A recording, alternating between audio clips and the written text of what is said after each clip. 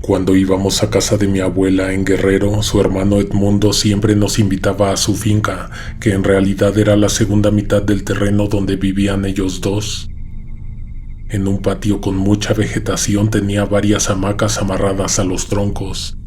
Era casi tradición que nos regalara frutas que colectaba de sus árboles. También nos enseñó a bajar cocos, nos cantaba canciones mientras tocaba la guitarra y a veces nos contaba historias de terror. Te puedo asegurar que esos momentos forman parte de los mejores recuerdos de nuestra juventud. López tenía demasiadas anécdotas en la cabeza, sabía muchas cosas de gente de otros pueblos y le gustaba contarlas. A nosotros nos daba mucho gusto escucharlas porque eran historias de todo tipo. Claro que mi hermana y yo preferíamos las que eran de miedo. A veces cuando se terminaba de meter el sol, López encendía una pequeña fogata y mi abuela nos llevaba chocolate y pan. Desde las hamacas o sentados en troncos nos poníamos a escuchar historias hasta muy tarde.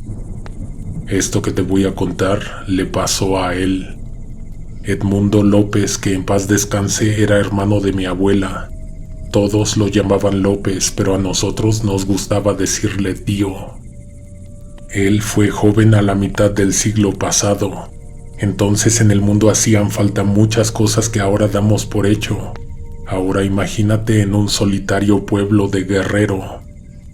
Para ir de una localidad a otra había que echarse a andar entre senderos que la gente conocía. Algunos viajes eran largos por lo que las personas a veces se quedaban a dormir entre los árboles. Mi tío nos contó que él siempre cargaba una hamaca para no tener que tirarse en el suelo. Una tarde le avisaron que uno de sus sobrinos se había caído de un risco y que estaba muy mal. De inmediato agarró sus cosas y se echó a caminar. Quería llegar a verlo, aunque fuese solo para despedirse. El cielo estaba nublado, pero no parecía como si fuera a llover. De todas maneras, a mi tío no le importaba la tormenta, pues según decía, llueva, truene o relampaguee, tengo que llegar a ver a mis familiares. A unas 3 horas de camino se empezaron a oscurecer sus alrededores. Entonces decidió hacer una parada para encender su lámpara y cenar algo que cargaba en el morral.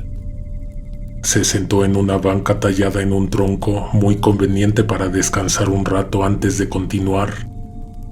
Si la noche de por sí era oscura, el centenar de árboles que custodiaban en silencio la hicieron aún más. Apenas estaba por darle el primer bocado a una hogaza de pan cuando escuchó que alguien se aproximaba. No del camino, sino de entre la vegetación salieron 3 hombres.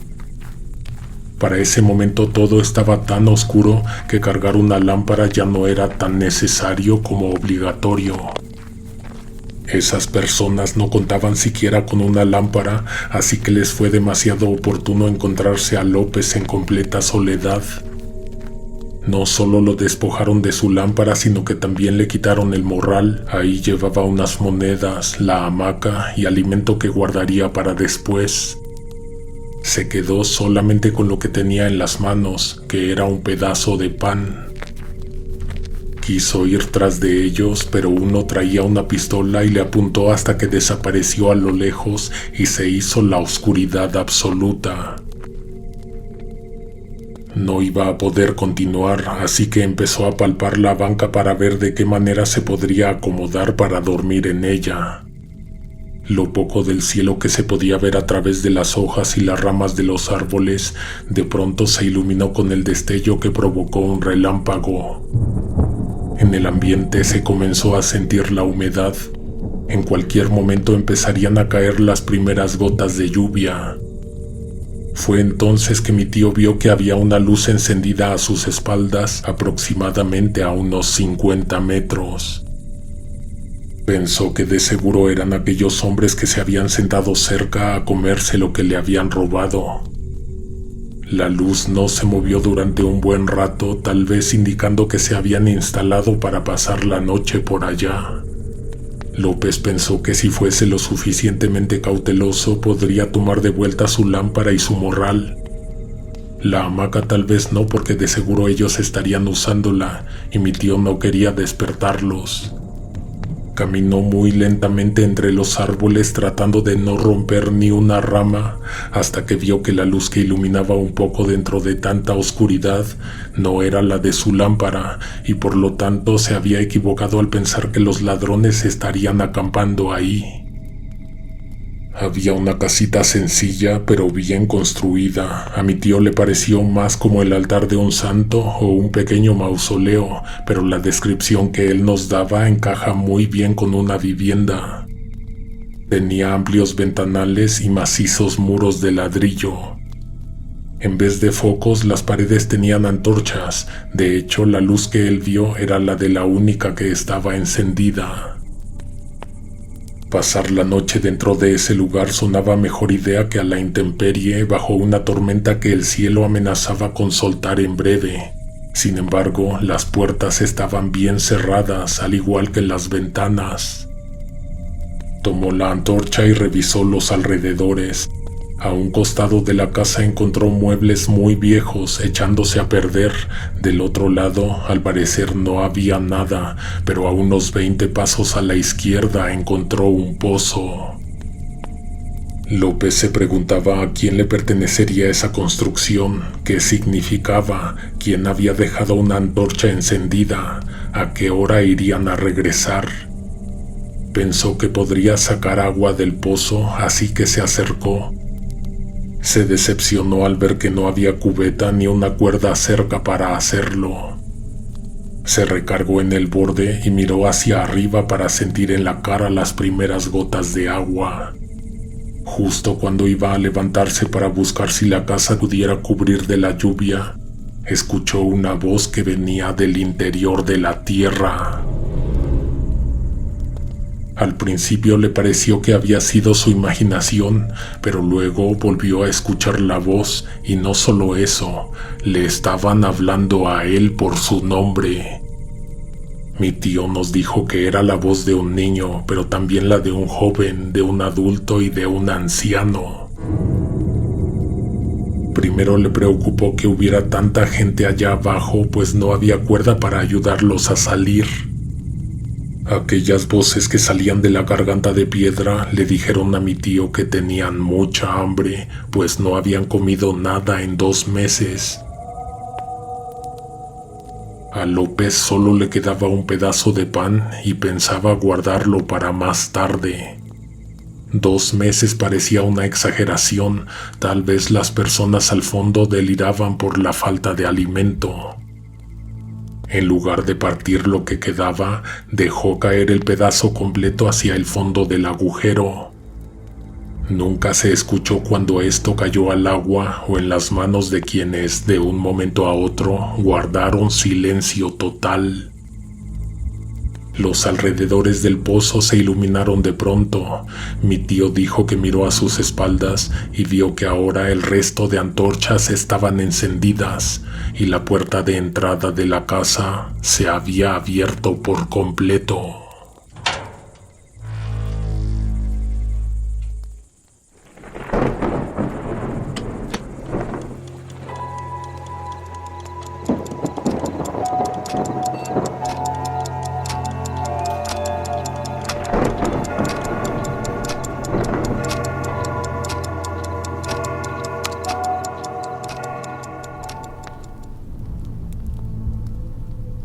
Nunca vio ni oyó que alguien estuviera cerca.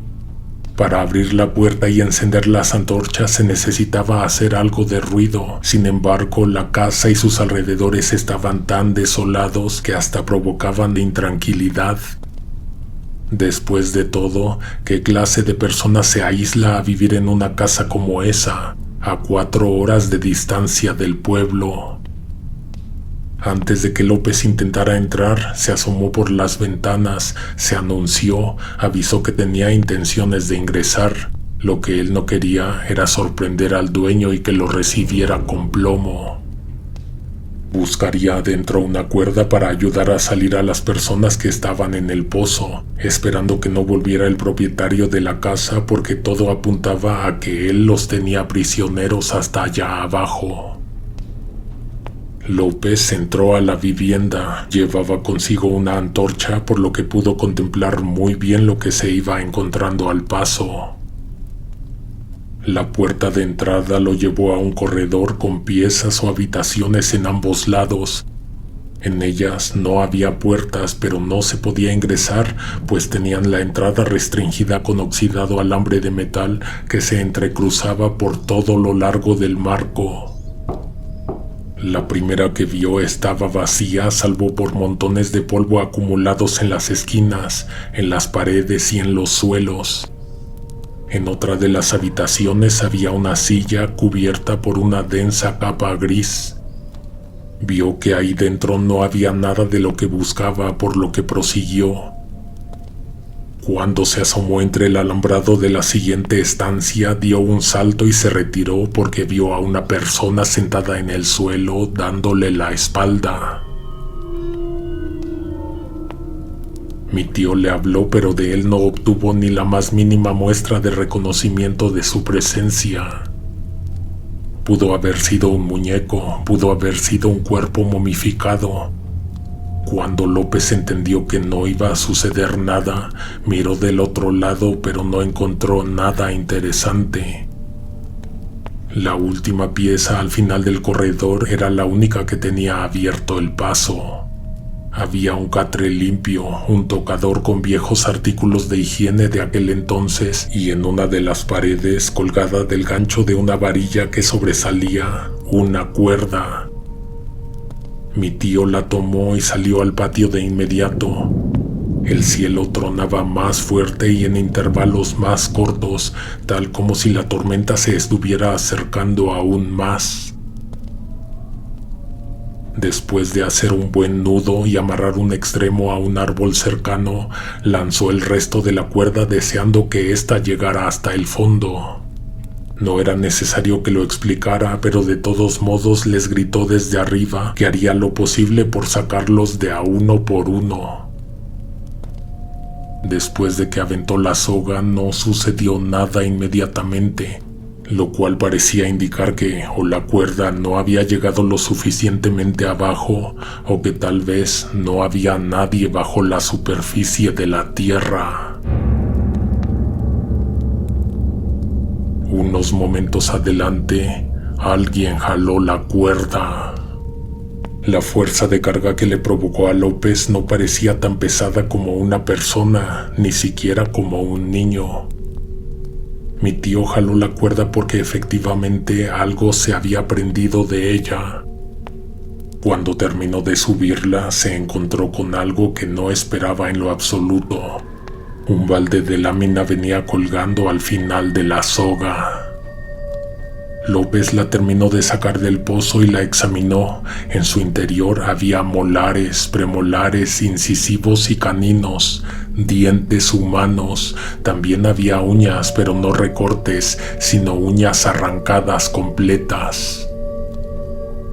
Por la cantidad que había de todo ello, quedaba muy claro que les habían sido extraídos a varias personas. Mi tío desanudó el balde del final de la cuerda y la volvió a lanzar. Esta vez sí sintió la fuerte tensión de un cuerpo adulto aferrándose a la soga. Jaló con fuerza tratando de hacer tracción con el suelo. La otra persona debía estar ayudándose a salir escalando las paredes del pozo, pues a final de cuentas a mi tío no le resultó muy difícil sacar el resto de la cuerda del agujero. Lo espantoso fue que Edmundo López se esperaba todo menos reconocer a la persona que venía sujetándose de la soga. Quien salió del pozo era su sobrino, el que había tenido un accidente, precisamente al que estaba en camino de ver. López sabía que lo que estaba viendo no era real, más bien parecía como un deseo concedido, una última oportunidad que le dio la muerte para hablar con el moribundo, para despedirse de él. Aquel muchacho se veía mal, respiraba a medias y tenía espasmos. Mi tío sabía que eso no significaba otra cosa más que justo en ese momento estaría falleciendo su sobrino. Cuando se terminó de despedir de él, la tormenta se soltó. López no tuvo más remedio que entrar a la casa y dejar al muchacho desaparecer entre la lluvia.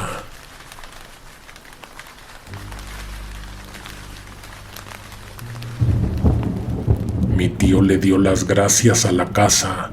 Por muy extraño que parezca, él aseguraba que sintió que el lugar que pisaban sus pies, las paredes, las habitaciones, prácticamente toda la casa y hasta el patio tenían su propio carácter, conciencia y algo de vida. Adentro del pozo definitivamente no había nadie cautivo. La casa no era habitada por nadie. López se había encontrado con un lugar único en medio de la vegetación, en donde jamás alguien hubiera imaginado construir una morada. Se abrieron las puertas y se encendieron las luces porque la misma casa le estaba invitando a él a pasar la noche. Cerró la puerta cuando entró y caminó hasta la última recámara, la que parecía un rústico dormitorio para invitados. Se recostó, pero no apagó la luz. Un poco después intentó abrir una ventana para no ahogarse por dejar la antorcha encendida. Entonces, por primera vez notó que había por todos lados veladoras apagadas. No podía dejar de pensar en la cara de su sobrino, en el dolor y la tristeza que había en sus ojos. Esa no era la primera vez que a mi tío le tocaba presenciar la despedida de un muerto. No sabría explicar por qué es que eso sucede muchísimo en los pueblos, pero tus escuchas no me dejarán mentir. En lugares alejados de la ciudad, donde hay pocos habitantes y todos nos conocemos entre nosotros, en donde hay noches muy silenciosas y oscuras, nuestros muertos hablan fácil con nosotros. Mi mamá, por ejemplo, nos contó que una noche, cuando tenía unos 22 años, una de sus hermanas se despertó en la madrugada dando gritos. Había soñado que Berta le estaba torciendo el brazo. Su mamá interpretó el sueño como un aviso de que Berta estaba muy enferma. Agarraron sus cosas y se fueron a Minatitlán. El día en que llegaron, sus familiares de allá los recibieron con la noticia de que efectivamente Berta se había puesto mal, pero que por suerte uno de sus hijos había conseguido que la llevaran a la Ciudad de México para que la atendieran en un buen hospital. Justo se estaban instalando en la casa de Carmelita cuando uno de los macetones del segundo piso se deslizó hasta la orilla y cayó en el patio asustando a todos, provocando un estruendo y estallándose en 1000 pedazos. Todos se acercaron a ver qué había pasado y a voltear hacia arriba para ver quién lo había empujado. Entonces, cuenta mi madre, vieron a Berta salir de la cocina. Venía con una escoba, se acercó al macetón y comenzó a barrer. Todos, hermanos, primos, hijos, sobrinos, absolutamente todos se quedaron con la boca abierta y sin decir ni una palabra. Se suponía que ella había sido ingresada a terapia intensiva en alguno de los grandes hospitales de la capital. Berta los miró a todos a los ojos y les dijo, como si estuviera regañándolos, que la ayudaran a levantar la maceta rota y la tierra. Volvió a la cocina por un recogedor, pero nunca salió. Mi madre y sus familiares cruzaron el patio, rodearon la maceta rota, se metieron a la cocina para verla y preguntar o tratar de averiguar qué estaba pasando. En el pequeño cuarto estaba encendido el fogón, la olla puesta sobre el fuego se estaba quemando porque no tenía nada en su interior. Una alacena tenía su puerta abierta y ya, Berta no estaba ahí y seguramente nunca lo estuvo. De regreso al patio encontraron que no permanecía más la mancha de tierra y pedazos de barro. El patio estaba tan limpio como cuando llegaron. Pero lo más extraño fue que la maceta estaba de vuelta en su lugar en el segundo piso, por su gran tamaño y peso inamovible como siempre. Así se recuerda en la familia el momento en que Berta se despidió de los que no tuvieron la oportunidad de estar con ella. Mi tío seguía en la habitación escuchando que la lluvia se empezaba a atenuar. Se comenzó a quedar dormido cuando escuchó toquidos en un mueble que parecía una mesa en la entrada de la recámara. Se levantó asustado porque bien parecía que alguien acababa de entrar a la pieza. No había nadie afuera, además de que la puerta de la entrada seguía bien cerrada. Se llevó la antorcha al cuarto en donde vio a una persona sentada en el suelo. Seguía sin poder observar su rostro y saber qué era, quién era o por qué estaba ahí. Como no parecía haber explicación para los golpes que llamaron su atención, regresó a la recámara, miró en la mesa de la entrada y vio que ahora había una taza con agua caliente y un pedazo de pan. De hecho, parecía ser el pedazo de pan que le había quedado cuando lo asaltaron, el mismo que aventó al pozo. Bebió del agua y la encontró sabrosa, tenía miel y una hierba que pudo haber sido menta o hierbabuena. Comió el pan y casi enseguida se quedó dormido. Al día siguiente despertó justo cuando estaba por amanecer. Lo primero que notó cuando abrió los ojos era que ya no se encontraba en la recámara con el catre, estaba tirado en el corredor que comunicaba los cuartos. Al voltear vio que la entrada del lugar donde supuestamente había pasado la noche estaba cerrado con tiras de alambre oxidado. Al salir de la casa sintió que le hacía falta algo y que llevaba los bolsillos vacíos. Extrañamente encontró su morral, su lámpara, su dinero y la hamaca colocados en algún lugar en el patio de la casa. Eso no era lo único con lo que se topó al disponerse a continuar con su camino. De un árbol había 3 cuerdas amarradas que iban directamente hasta el pozo. Al final de cada una de ellas algo colgaba, pues estaban sumamente tensadas. Mi tío con miedo se asomó al interior. No recordaba exactamente los rostros, pero dice que casi estaba seguro de que se trataba de los ladrones, quienes ya sin vida miraban con sus ojos desorbitados hacia la boca del pozo, por donde apenas empezaba a entrar la luz de la mañana. López abandonó los terrenos de aquella casa y retomó el camino lo más pronto que pudo. Horas adelante, sin hacer tantas escalas como estaba acostumbrado, llegó a casa de sus familiares. Cuando arribó, se encontró con la triste noticia de que su sobrino había fallecido en la madrugada, información que de alguna manera él ya tenía. Mi tío regresó a su pueblo unos días después, entonces tuvo que transitar el mismo sendero de vuelta. Cosa extraña fue que aunque se fue con la mirada pendiente, no encontró la banca, el pozo ni la casa.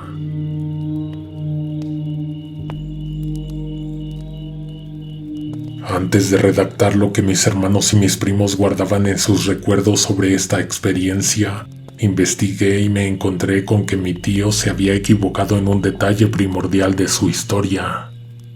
Él decía que era algo así como un pozo de los deseos. En realidad se supone que es un demonio quien te pone a prueba. Si haces lo que él está esperando que hagas, te premia. En este caso mi tío pudo pasar la noche bajo un techo, tuvo oportunidad de despedirse de su sobrino, además de que los sujetos que le robaron tuvieron un castigo grande que no necesariamente merecían. Él nunca lo supo y ni siquiera lo sospechó, y estuvo mejor así, ya que esto siempre lo contaba con mucho entusiasmo y emoción.